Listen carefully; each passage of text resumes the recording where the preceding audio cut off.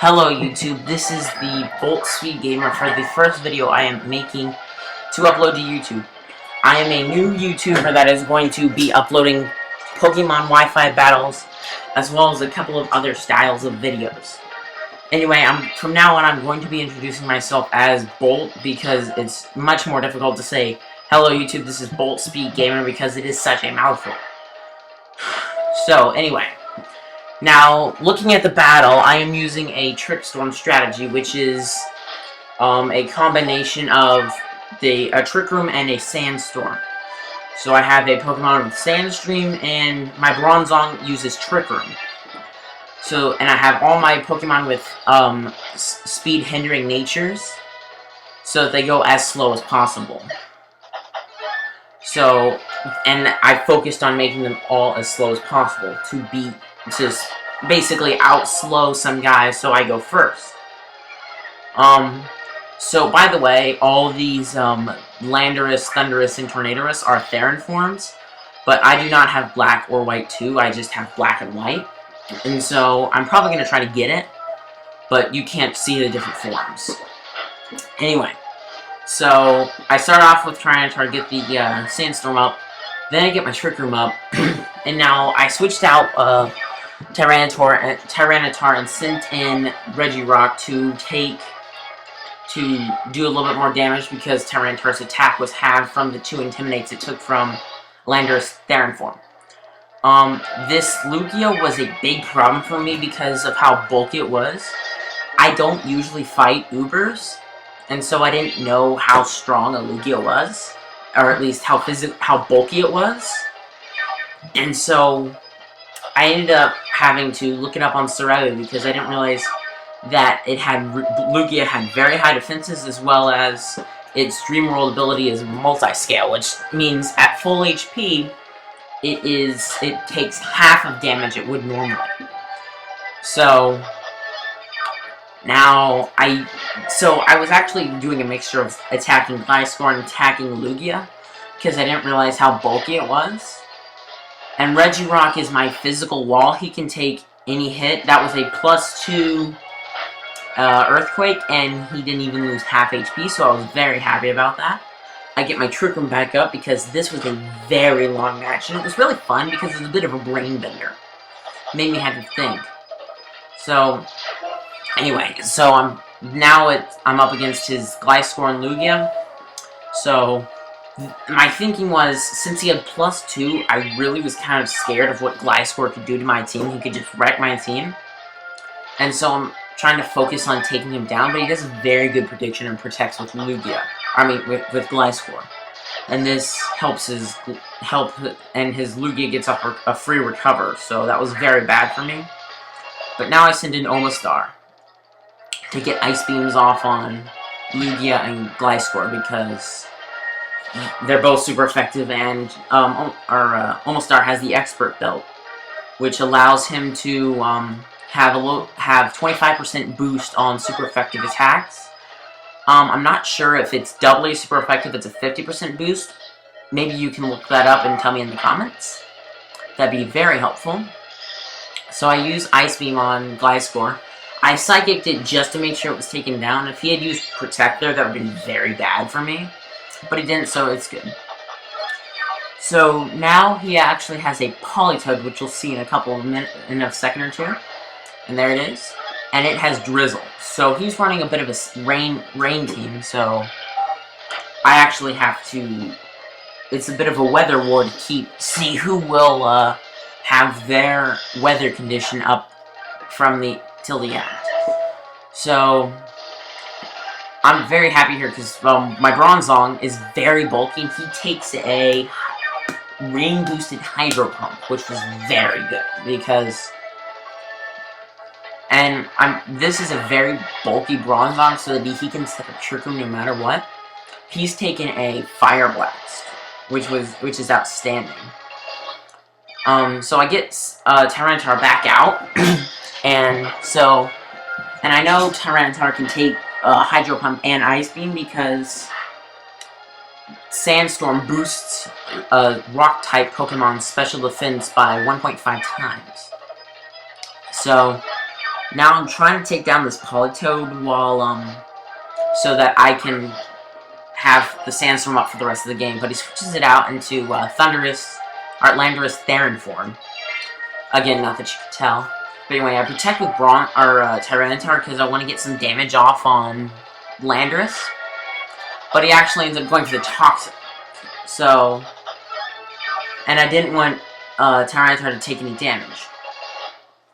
So I pull out Tyranitar and send in my Volcano because I don't want him to die and before the Politoed is dead, so I can have the Sandstorm up for the rest of the team.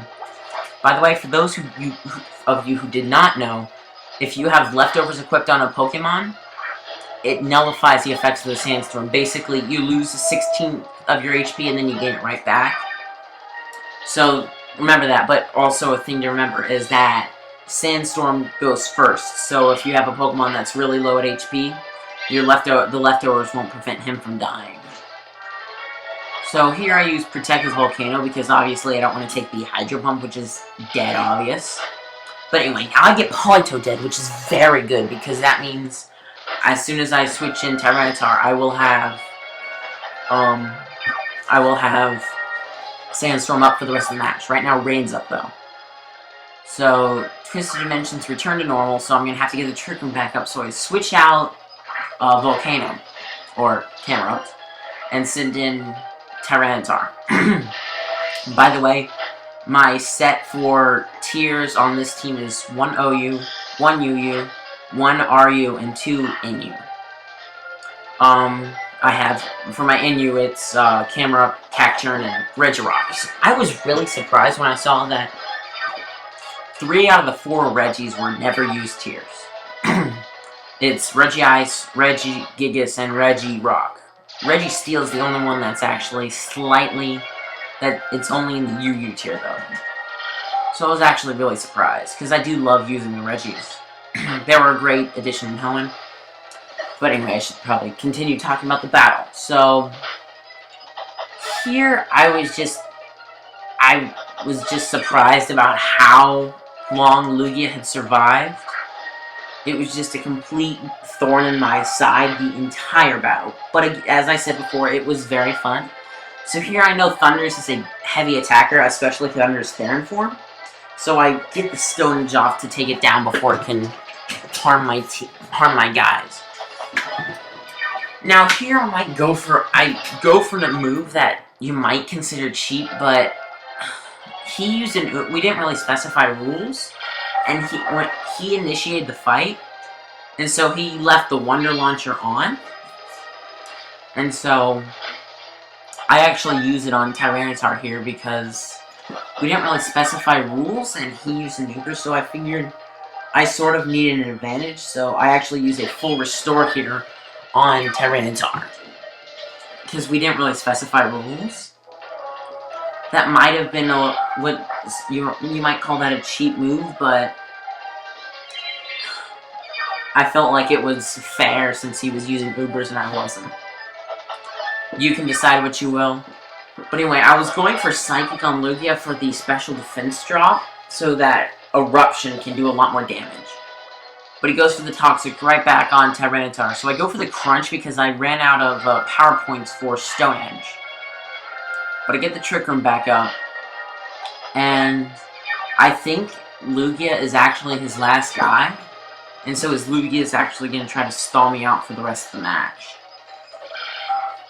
It was actually very difficult to get Lugia dead, to kill Lugia, because of how bulky it was and just kept recovering. And so we got him back to that multi-scale ability. And as I said, the poison was really eating at Tyranitar. And so it's really kind of a stall war from here. Just me attacking, him using Recover, and Bronzong only attacking every once in a while because he has the he's been paralyzed. So it's basically just a stall war. Tyranitar takes some damage from poison. So I launched an Antidote at Tyranitar because I don't want the damage to rack up. So I go for Stone Edge again, so I wasn't out of power points. I run out in a little bit though, and so I just have to go for crunches to hope for defense drops.